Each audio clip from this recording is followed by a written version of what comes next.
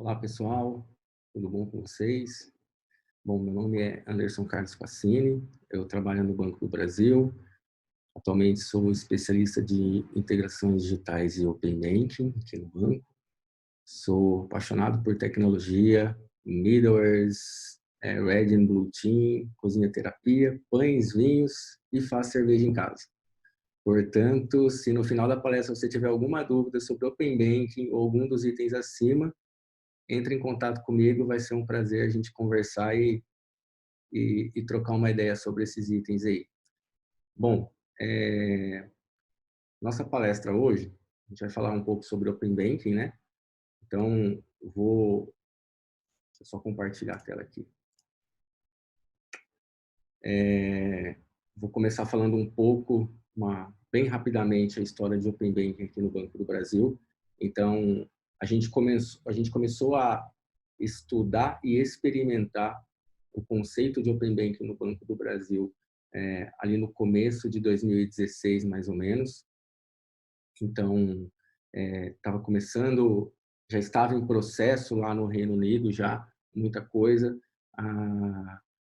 E de lá para cá, a gente se aprofundou um pouco sobre o conceito de Open Banking, o entendimento negocial de Open Banking, entendimento sobre como criar novas integrações digitais que fizesse sentido para quem está se conectando conosco, né?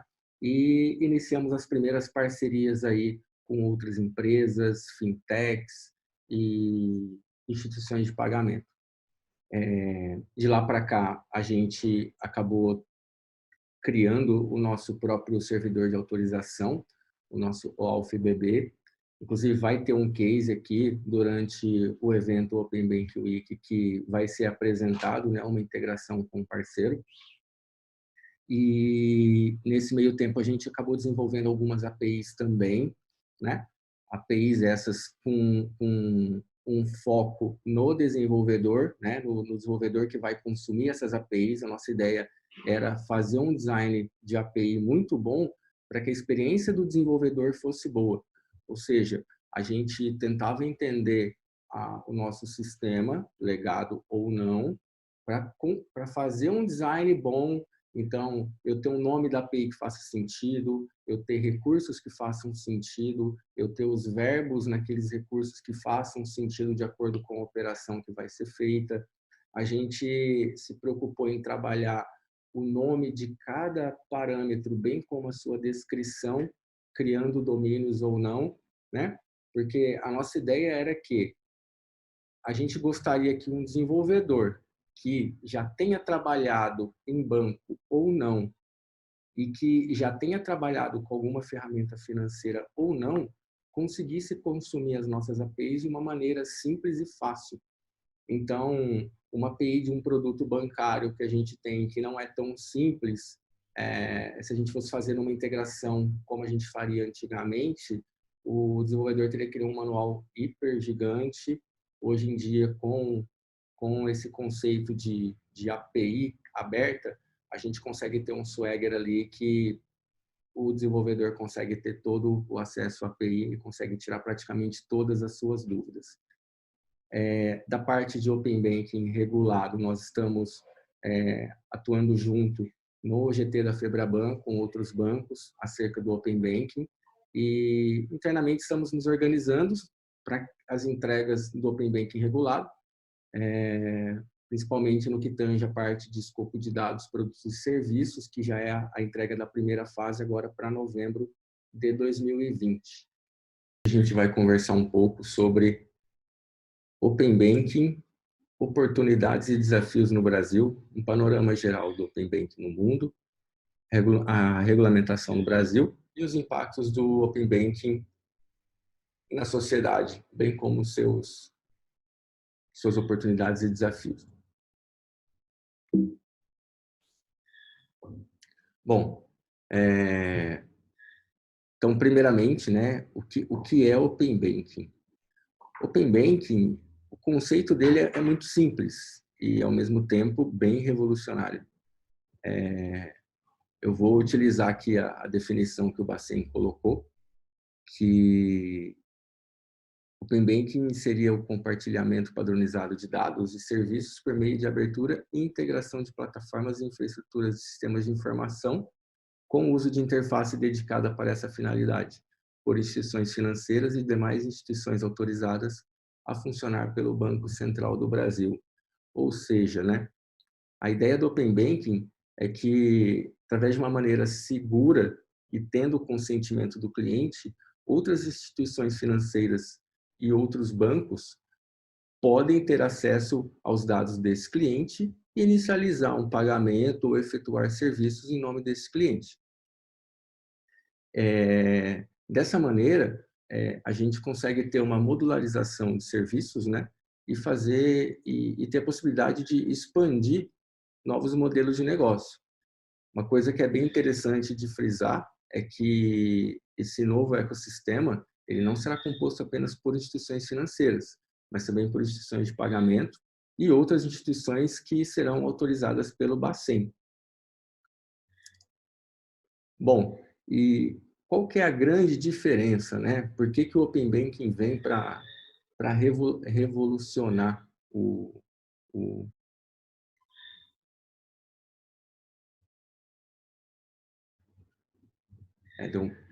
Travou aqui um pouco. Por que o Open Banking vem para revolucionar esse mercado, né? Esse ecossistema? Antigamente, né? Antigamente, até pouco tempo atrás, nós não tínhamos o cliente, né? No centro. A gente tinha todo mundo no centro, mas o cliente estava lá. Ele saía correndo atrás de tentar um financiamento, de tentar alguma coisa. E com o Open Banking, a gente passa a ter a figura do cliente no centro. Por quê? Tudo depende do consentimento do cliente. Sem o consentimento do cliente, o ecossistema não funciona. Dessa maneira, a gente passa a ter o cliente como o verdadeiro dono dos dados e não mais os bancos, né, como era antigamente. Então, hoje é de comum acordo que o dono do dado é o cliente. Os bancos, instituições financeiras, instituições de pagamento, elas acabam sendo o fiel depositário desses dados. Então, como tudo é centralizado no consentimento do cliente, basicamente o cliente que determina quais dados serão compartilhados através daquele consentimento e quem vai iniciar os seus pagamentos, né, ou as suas transações. Para que tudo isso aconteça, né, as instituições financeiras, instituições de pagamento e outros players deverão disponibilizar interfaces, né, para possibilitar o intercâmbio e a portabilidade de dados.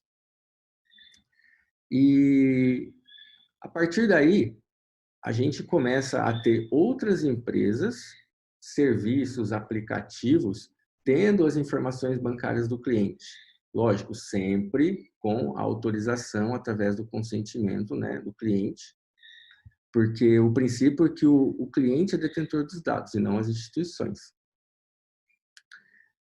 Bom, a partir do compartilhamento de dados, né, proposto pelo Open Banking, a inicialização de pagamentos e outros serviços, bancos, fintechs, instituições de pagamento, elas passarão a ter uma facilidade, né, para aprimorar, desenvolver e integrar novos produtos, trazendo uma necessidade que já se tem há muito tempo, que é a necessidade do cliente.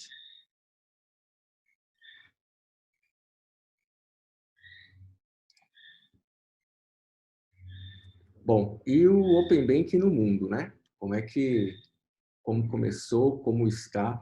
Então, a gente tem o Reino Unido como precursor aí de implantação do Open Banking, né? Tudo começou com uma investigação de mercado, né? De bancos de varejo, pequenas e médias empresas e pessoa física, e eles concluíram que era necessário uma maior competição no setor. E acabou que o Open Banking surgiu como uma solução que, no início, era para buscar compliance, só que eles verificaram que, através desse movimento, eles poderiam gerar valor aos consumidores, aumentando a concorrência e criando, né, novos serviços financeiros. Então, nós temos aí a Europa, né, com o PSD2, bem ali colado com o movimento do Reino Unido, a Austrália, a China e Singapura. China e Singapura com uma adoção maior de Open Banking que a maioria das outras geografias, quando a gente fala de adoção de soluções digitais. Uma coisa legal lá que tanto agente público quanto privado estão desenvolvendo instrumentos para que o Open Banking seja fomentado, né? Temos o México que fez ali a lei das fintechs e acabou fomentando o Open Banking. Eles estão até fizeram um projeto piloto de 4 meses que gerou uma perspectiva muito boa para a elaboração de leis secundárias. E eles têm um foco muito grande em APIs Premium desde o início dos movimentos. E o Brasil agora, né, a gente vem ali desde 2019 com o comunicado do Bacen, depois a consulta pública e mais recentemente a resolução conjunta e a carta para Open Data e serviços. A gente vai falar sobre isso daqui a pouquinho. Então, vamos entrar um pouco no Open Banking no Brasil. Então, o Open Banking no Brasil, basicamente, né, o primeiro comunicado o Bacen soltou no dia 24/4 de 2019, comunicado número 33.455, onde basicamente ele divulgava requisitos fundamentais para a implementação do Open Banking, né, que eles chamam de sistema financeiro aberto. E ali tem objetivo, definição, escopo do modelo, estratégia e ações para implementação. A ideia do Bacen é aumentar a eficiência do mercado de crédito e pagamentos, fazendo uma promoção do ambiente de negócio mais inclusivo, competitivo e que a segurança do sistema financeiro e a proteção dos consumidores, bem como sua privacidade, seja mantida. Os motivadores maiores, né? Então, assim, que a gente pode destacar o aumento da eficiência do mercado de crédito, pagamento, e a questão da privacidade.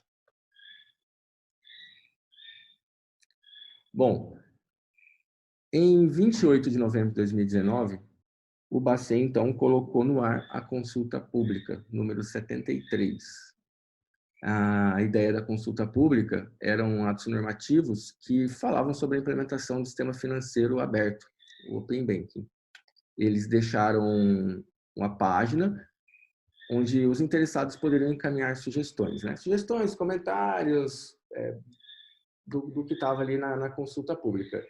E os assuntos mais populares, né, que aparecem ali no topo foram o consentimento, escopo de dados, serviços, parte da convenção, quais instituições seriam participantes e o prazo de implementação. Então, assim, é bem legal ver que as pessoas que entraram, elas estavam preocupadas com esses itens. Esses não foram em ordem, tá? Do maior para o menor, mas estavam ali no começo e são itens que eu acho que faz muito sentido, principalmente quando a gente vê ali em primeiro, né, o consentimento, que é uma peça fundamental aí do movimento, né? Então, você vê que a preocupação das pessoas aqui no Brasil, ela começa a ficar forte em cima do consentimento. O que aquela empresa vai poder fazer com o meu consentimento? Isso é bem legal. Bom, e aí depois, né, a gente vem com a resolução conjunta número 1, publicada agora recentemente, dia 4 de maio de 2020. E ali, o Bacen ele acaba discorrendo sobre a implementação efetiva do sistema financeiro aberto Open Banking. Então, ele reforça ali os objetivos do Open Banking, que é incentivar a inovação do sistema financeiro nacional, promover a concorrência, aumentar a eficiência do sistema financeiro e do sistema de pagamento brasileiro e promover a cidadania financeira. Então, a gente vê o Bacen com um papel bem social, né? Trazendo aí possibilidades de que o mercado trabalhe numa concorrência igual. E ele frisa também a questão dos princípios Open Banking, né? A questão da transparência, a segurança e privacidade de dados e das informações sobre os serviços, a qualidade dos dados que serão trocados, o tratamento não discriminatório dos participantes do ecossistema e a reciprocidade e a interoperabilidade. Então, basicamente, ali no documento, ele separa em 4 fases, né, de implementação, sendo que a primeira já é para agora sim, daqui a alguns meses, dia 30 de novembro de 2020, é o que ele chama de fase 1. E na fase 1 a gente tem ali canais de atendimento, produtos e serviços referentes às contas de depósito à vista e operações de crédito. A fase 2, que também está próxima, a entrega dela é para o dia 31 de maio de 2021, e ela fala sobre cadastro e transações de clientes, né, relativo aos produtos e serviços da fase 1. Um pouco mais para frente, né, praticamente um ano aí para mais, a gente vai ter a fase 3, onde ele vai falar sobre a iniciação de pagamento, o encaminhamento de operação de crédito. E outubro de 2021, a última fase, onde ele trata sobre outros produtos e serviços, tais como investimento, seguro, conta salário e câmbio. Bom, então, na resolução conjunta, eles trazem a obrigatoriedade de participação das instituições, né, enquadradas no segmento S1 e S2, e estabelece a segmentação dessas instituições para fins de aplicação proporcional da regulação prudencial. Então, basicamente, aí eu trouxe alguns bancos que pertencem a S1 e S2, né? Banco do Brasil, Banco do Nordeste, Banco Safra, Banrisul, BNDES, Bradesco, BTG Pactual, Caixa Econômica, Citibank, Itaú, Santander, Votorantim, tem mais alguns. E as demais instituições, a participação passa a ser voluntária. E ainda na fase 1, né, para entrega em 30/11, a gente tem ali a questão do escopo de serviços, produtos e serviços, onde nós temos as contas de depósito à vista, de poupança, pagamento pré-pagas, contas de pagamento pós-pagas, cartão de crédito, operações de crédito, né, referente à pessoa física e jurídica, inclusive termos e condições contratuais, tarifas e taxas de juros, conforme o caso. Então, basicamente, esse é um panorama, né, do que é Open Banking, como está o Open Banking no mundo, como que está o Open Banking no Brasil. Então, desde o começo lá, o comunicado, a consulta pública, a resolução conjunta e a carta circular contemplando ali a fase 1. Então, vamos falar um pouco sobre desafios e oportunidades. Eu listei alguns tópicos aqui para a gente falar sobre, né? Porque, assim, muitos itens aqui, eles são tanto desafio quanto oportunidade. Então, um tópico que eu listei seria entender e se adequar a este novo movimento. Então, principalmente para instituições financeiras que já têm um pouco mais de caminho aí, né, de quilometragem, a gente fala muito de sistemas que são legados. E quando você precisa mexer nesse tipo de sistema ou criar interfaces para que esses sistemas sejam acessados, o desafio técnico ele acaba sendo um pouco grande. Por quê? São vários níveis que a gente tem que se preocupar. A questão da segurança sistêmica, até coloquei o risco sistêmico ali embaixo, ali na esquerda, a gente vai falar tudo junto aqui agora também. Então, não é tão simples quanto para uma empresa que acabou de começar, que todo o sistema dela é novo, a adequação é muito mais fácil e é muito mais rápida. A gente costuma fazer uma comparação que grandes bancos com legados de muito tempo, eles são um navio cruzeiro e pequenas empresas é uma lancha, né, um pouco mais rápida, pequena. Então, enquanto numa lancha, se eu faço um movimento para a direita, ela vira muito rapidamente. No cruzeiro, a gente tem que fazer toda uma orquestração com a corporação para que esse navio cruzeiro comece a fazer uma abertura de angulação ali, comece a ter a sua virada. Para mim, um dos mais importantes, né, que é um desafio e também uma oportunidade, enfim, o foco no cliente, né? Ou seja, entender e oferecer o que o cliente precisa e quando ele precisa. A gente tinha por muito tempo, a gente não conseguia tratar o cliente da maneira como ele deveria ser tratado. Às vezes a gente perdia o momento de vida dele, às vezes a gente fazia alguma oferta num momento que não era tão legal. Então, assim, a gente passa a ter um desafio de entender melhor o cliente, porque o Open Banking ele é uma mão de via dupla. Então, do mesmo jeito que eu, como instituição financeira, vou prover, né, interfaces para que, mediante o consentimento do meu cliente, outras instituições financeiras ou instituições de pagamento venham buscar esse dado, eu também posso receber consentimento para ir buscar a informação desse cliente.